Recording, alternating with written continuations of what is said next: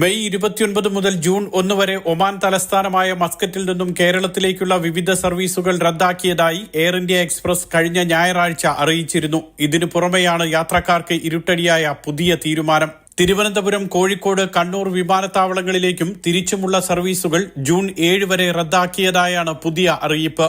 June 2, 4, 6 ദിവസങ്ങളിൽ കോഴിക്കോട് നിന്ന് മസ്കറ്റിലേക്ക് service ഉണ്ടാകില്ല. ജൂൺ 3, 5, 7 ദിവസങ്ങളിലെ മസ്കറ്റ് കോഴിക്കോട് സർവീസും റദ്ദാക്കിയിട്ടുണ്ട്. ജൂൺ 1, 3, 5, 7 ദിവസങ്ങളിൽ കണ്ണൂരിൽ നിന്നും മസ്കറ്റിലേക്കും തിരിച്ചും സർവീസ് ഉണ്ടാകില്ല. തിരുവനന്തപുരത്തു നിന്നും മസ്കറ്റിലേക്കും തിരിച്ചുമുള്ള സർവീസുകളെയും പുതിയ തീരുമാനം ബാധിക്കും. ജൂൺ 1, 3, 5, 7 ദിവസങ്ങളിൽ തിരുവനന്തപുരം മസ്കറ്റ് സർവീസ് ഉണ്ടാകില്ലെന്നും എയർ ഇന്ത്യ എക്സ്പ്രസ് അറിയിച്ചു.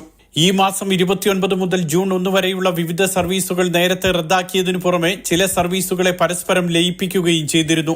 ഇതിനു പുറമെയാണ് കൂടുതൽ വിമാനങ്ങൾ റദ്ദാക്കിക്കൊണ്ടുള്ള തീരുമാനം. ബലിപെരുന്നാൾ ആഘോഷത്തിനും കേരളത്തിൽ അധ്യയന വർഷം ആരംഭിക്കുന്നത് കണക്കാക്കിയും യാത്രയ്ക്ക് തയ്യാറെടുത്തവർക്ക് തീരുമാനം കനത്ത തിരിച്ചടിയാകും. Mathrubhumi news, Muscat.